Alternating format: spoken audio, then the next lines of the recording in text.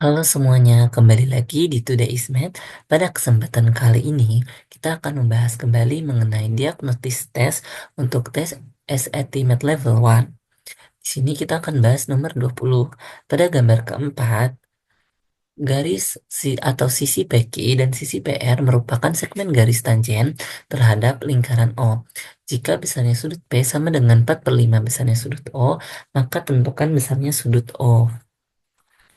Nah, perlu diketahui bahwasanya kita memiliki yang namanya garis tangen, yaitu garis tangennya ada PQ dan juga PR.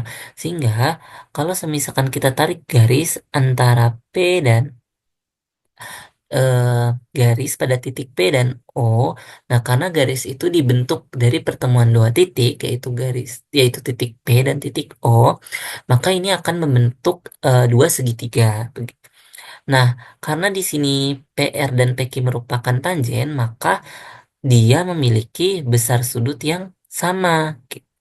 Nah, karena memiliki besar sudut yang sama, eh, maka yang membagi kedua segitiga ini itu menjadi segitiga siku-siku. Sedemikian sehingga kalau kita misalkan berapa besarnya sudut O, misalkan untuk ROP itu X. Jadi kalau kita misalkan sudut ROP sama dengan X dan sudut IOP sama dengan X. Nah, mengapa kita misalkan dengan variabel yang sama? Ingat bahwasanya kita sudah mengetahui bahwasanya PQ dan PR merupakan segmen garis tangen di mana besar sudutnya itu sama gitu ya, bagian sini. Begitu pula juga dengan yang di sini, sedemikian sehingga dia membentuk segitiga siku-siku.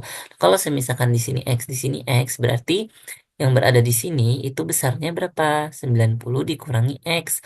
Begitu pula juga yang ada di sini, besarnya itu 90 dikurangi X. Nah, sehingga kita memperoleh nih bahwasanya besarnya sudut P itu yang sama dengan 4/5 dari sudut O itu bisa kita jabarkan kembali. Di mana besarnya sudut P ini kan ada berapa? Ada 90 min X. Nah, ingat bahwasanya 90 min X di sini dia ada 2. Berarti 2 kali dari 10 min X. Ini akan sama dengan 4/5 dari sudut O. Di mana sudut O-nya itu besarnya adalah X ditambah X atau 2X gitu ya. Nah, berarti kalau misalkan kita distribusikan nilai 2 ini ke dalam suatu kurung, berarti 2 dikali 90 adalah 180 dikurangi 2 kali X adalah 2X sama dengan 4/5 dikali X adalah 4/5 X ditambah 4/5 dikali X berarti juga jadi 4/5 X. Nah, berarti di sini bisa kita tulis kembali dulu, kita sederhanakan yang bagian kanan. Nah, ini karena penyebutnya udah sama-sama 5 dan dan sama-sama mengandung nilai X, berarti bisa kita operasikan. Nah, ini berarti dia terhadap penyebut angka 5. Nah, di sini tinggal 4X tambah 4X aja, berarti jadi 8X. Sedemikian sehingga untuk menyederhanakan bentuk ini, kita bisa mengkalikan ya kedua ruas dengan angka 5. Berarti di sini jadinya nanti 5 dikali 180 dikurangi 2X yang sama dengan 8X. Seperti itu. Nah, berarti ini kalau semisalkan kita distribusikan, besarnya adalah 180 dikali 5, 900 dikurangi 10X sama dengan 8X. Nah, kita akan menjumlahkan kedua ruas dengan angka 10X agar 10X di sisi kiri ini bisa hilang sehingga akan hanya terbentuk 900 sama dengan 18X. Lalu kedua ruas kita bagi dengan 18. 900 dibagi 18 adalah 900 dibagi 18 adalah 50 derajat. 18 bagi 18 adalah 1 atau X aja. Berarti besarnya sudut X adalah 50 derajat. Nah, perlu diperhatikan bahwasannya yang diminta adalah besarnya sudut O, bukan merupakan X, sudut dari X saja gitu. Nah, sehingga untuk sudut O itu kan dia sama dengan 2X ya, karena di sini ada dua kali nih X-nya untuk yang bagian terhadap segitiga ini dan juga yang bagian terhadap segitiga ini. Berarti besarnya sudut O itu sama dengan 2 dikali 50 derajat. Berarti besarnya adalah 100 derajat. Jadi jawabannya adalah yang D. Oke, kita akan melanjutkan ke soal berikutnya. Nomor 21, pada tabel pertama, fx merupakan fungsi linier. Tentukan nilai dari n. Nah, kita lihat di sini bahwasannya kita punya informasi fx-nya itu fungsi linier. Fungsi linier itu fungsi yang seperti apa? Ingat, fungsi linier itu ketika kita punya fx-nya sama dengan suatu x dengan pangkat terbesarnya adalah 1. Atau contoh lainnya, itu seperti fx sama dengan x plus 2, x min 1, X min 3, dan seterusnya. Nah, ini contoh-contoh dari fungsi linier. Nah, di sini yang mau kita cari tahu adalah nilai dari n gitu. Ketika dimasukkan X-nya sama dengan 4. Tapi perlu diperhatikan bahwasanya kita tidak mengetahui definisi dari si fx-nya itu apa gitu. Kalau semisalkan dari contoh kita punya nih X plus 2, X min 1, dan X min 3. Tapi pada kasus nomor 21 kita tidak mengetahui definisi dari fungsi fx tersebut. Sehingga kita bisa ambil sampel dari data yang diberikan pada tabel 1. Pertama, kalau X-nya min 2, fx-nya 13, berarti bisa kita tulis untuk yang pertama, ketika X-nya min 2, berarti di sini bisa kita tulis langsung ya, F dari min 2, itu hasilnya sama dengan 13. Nah, karena dia merupakan fungsi linier, jadi di sini bentuk umum ya, bentuk umum dari fungsi linear fx itu sebenarnya ax plus b. Nah, sehingga kita bisa masukkan nih ketika x-nya sama dengan min 2 untuk kasus yang pertama. Berarti di sini min 2a ditambah b sama dengan 13. Begitu pula juga yang nomor 2. Berarti f dari kita ambil yang 0 gitu, yang mudah gitu ya. Berarti 0 itu akan sama dengan 5. Berarti di sini kan berarti A kali 0 ditambah B sama dengan 5. Ya berarti A kali 0, 0. Berarti hanya menyisakan B sama dengan 5. Nah, karena sudah diketahui B-nya sama dengan 5, kita bisa substitusikan ke nilai yang di atas seperti itu. Berarti di sini bisa kita tulis kembali min 2A ditambah 5 sama dengan 13. Nah, untuk memperoleh variabel A-nya saja, kedua ruas kita,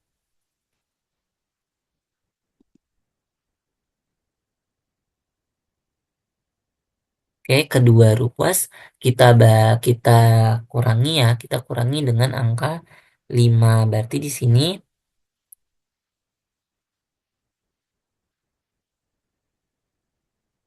berarti di sini kita tulis dikurangi 5. Nah, sisanya berarti min 2A sama dengan 8. Jika kedua ruas kita bagi dengan min 2, maka diperoleh A-nya sama dengan min 4. Jadi ketemu deh tuh kalau misalkan fx-nya yang tadi dari persamaan umum ax plus b, sekarang definisi dari fungsi f terhadap variabel x adalah min 4x plus 5. Jadi kalau ditanya n-nya berapa sih ini? Nah, n-nya itu kan diperoleh pada saat kita masukin x-nya sama dengan 4 gitu. Berarti kita masukin aja dulu F dari 4 itu akan sama dengan min 4 dikali 4 ditambah 5. Berarti negatif 16 ditambah 5. Nah, hasilnya ini adalah negatif 11. Jadi jawabannya adalah untuk nomor yang 21, yang C ya, negatif 11.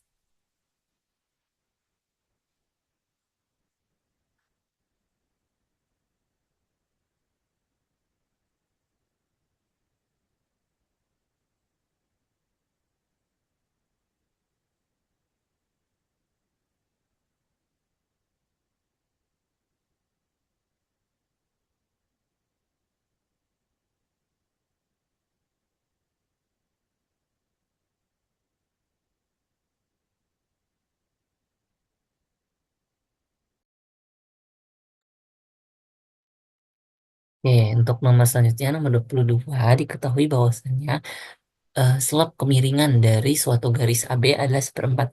Jika A merupakan titik koordinat 10,-8 dan B merupakan titik koordinat 6, Y, maka tentukan nilai dari Y tersebut.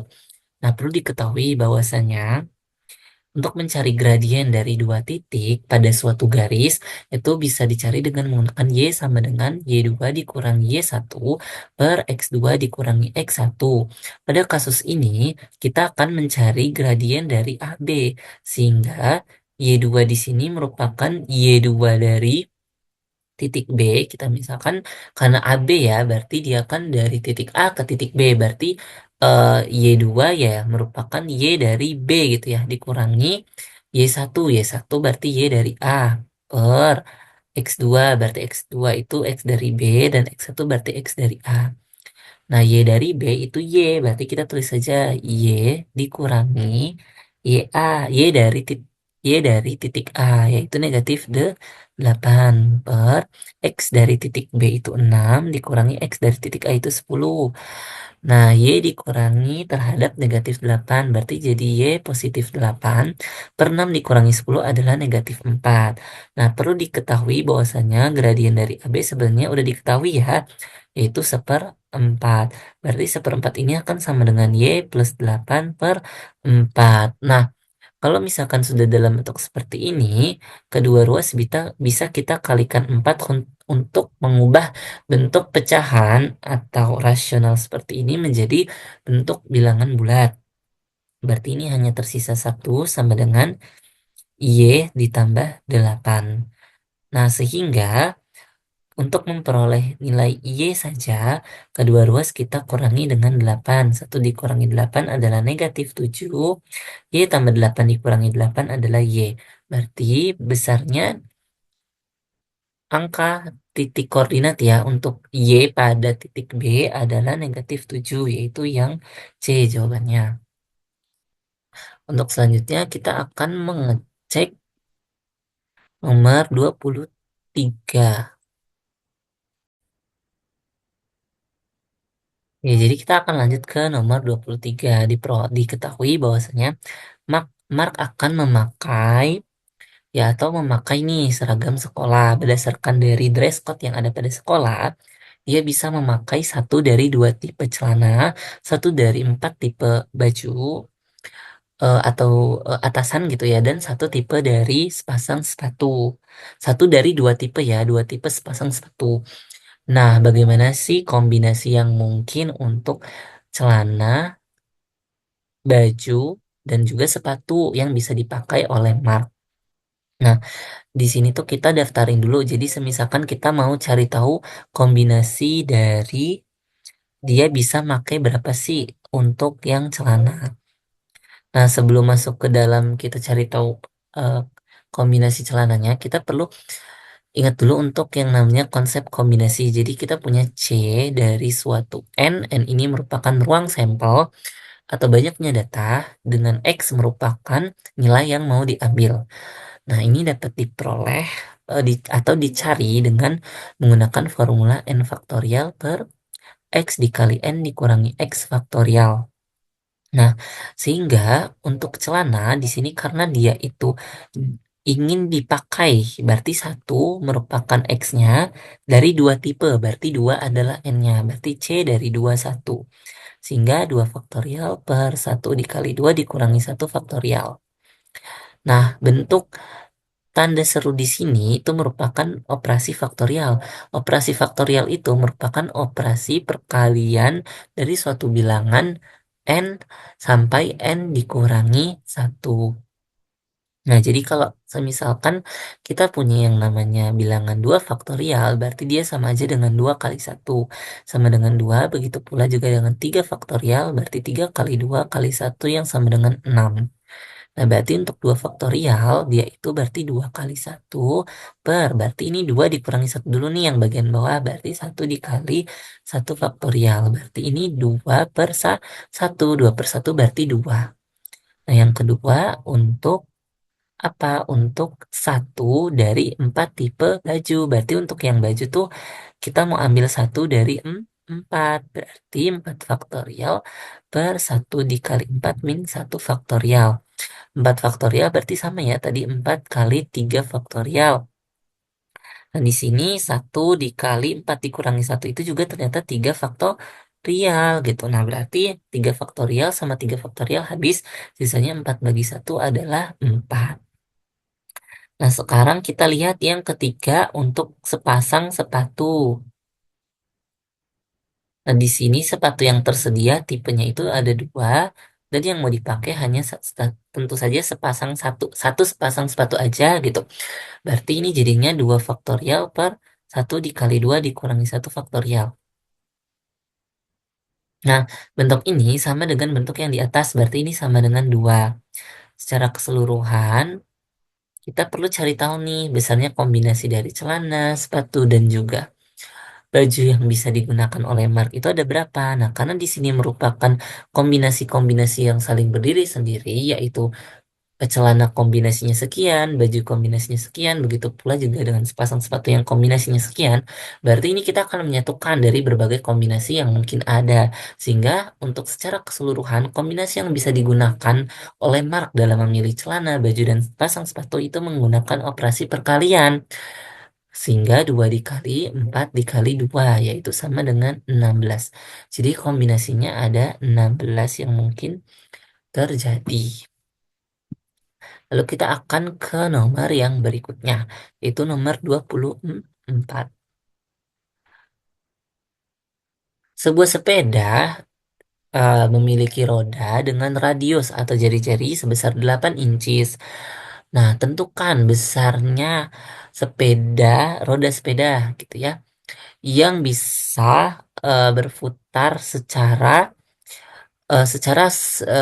dua putaran penuh ya terhadap si roda sepeda tersebut. Jadi kalau semisalkan yang ditanya putaran penuh pada suatu roda, kita tahu pasti yang diminta adalah sebenarnya keliling ya, karena kan rodanya itu pasti mengelilingi. Jadi yang namanya revolutions itu pasti keliling. Seperti itu. Karena di sini yang kita ketahui ya bahwa keliling lingkaran itu kan dapat dicari dengan menggunakan formula 2πr, di mana di sini yang diminta 2 kali putaran penuh, sehingga di sini keliling yang diminta itu nggak hanya sekali tapi 2 kali. Nah, untuk kasus 2πr di sini sebenarnya dia merupakan kasus keliling yang digunakan adalah 1 kali putaran penuh pada suatu bentuk lingkaran gitu ya. Nah, atau suatu roda. Sedemikian sehingga kita perlu mengalihkan lagi dengan dua. Jadi yang dipakai adalah 2 keliling dari lingkaran. Sehingga di sini 2 kali 2πr. Nah, di sini berarti 2 dikali 2 pi dengan jari-jari berapa? Nah, di sini udah diketahui ya radius atau jarinya itu jari-jarinya sebesar 8. Berarti dikali 8. Nah, di sini berarti 2 kali 8 adalah 16 pi. Berarti ini sama aja dengan 32 pi in inches. Jadi ini jawabannya yaitu yang C.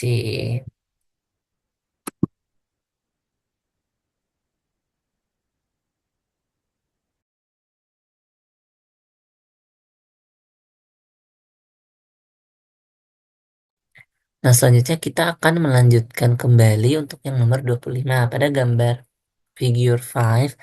Di sini ada lingkaran ya yang berada pada suatu persegi di mana panjang sisinya itu adalah 6 inches.